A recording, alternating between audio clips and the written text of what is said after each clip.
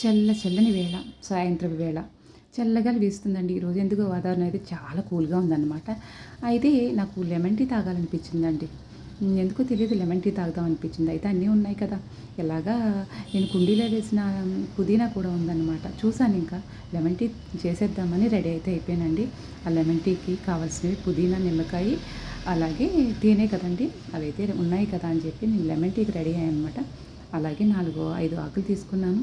మరి lemon tea పెట్టేద్దాం వచ్చేయండి.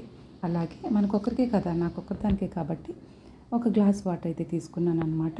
అందులోనే కొద్దిగా అర టీ స్పూన్ టీ పొడి అయితే వేసాననమాట. అలాగే అందులోనే మీకు ఇష్టమైతే పంచదార లేకపోతే బెల్లం, లేదు అనుకుంటే తేనెతోనే చేసుకోవచ్చు. నేనైతే తేనెతో సరిపోదనమాట. కొంచెం షుగర్ అయితే వేసాననమాట. బాగా మరిగేటప్పటికి మరుగుతూ ఉంటది కదండీ! ఈ లోపల ఒక నిమ్మకాయ అంటే అంతా పట్టదండి, చెక్క సరిపోద్ది. రసం ఎక్కువైతే చెక్క కూడా వేయక్కర్లేదనమాట. మనం చూసుకుని వేసుకోవచ్చు. అలాగే నేను చక్కెర వేశాను కాబట్టి కొద్దిగానే తేనె అయితే తీసుకున్నానండి. అయితే మరిగిపోయింది, వడకట్టేద్దామా? చాలా చక్కగా లెమన్ టీ అయితే రెడీ అయిపోయిందండి. ఎంతసేపు మరగక్కర్లేదండి, డికాషన్ దిగే వరకే అన్నమాట.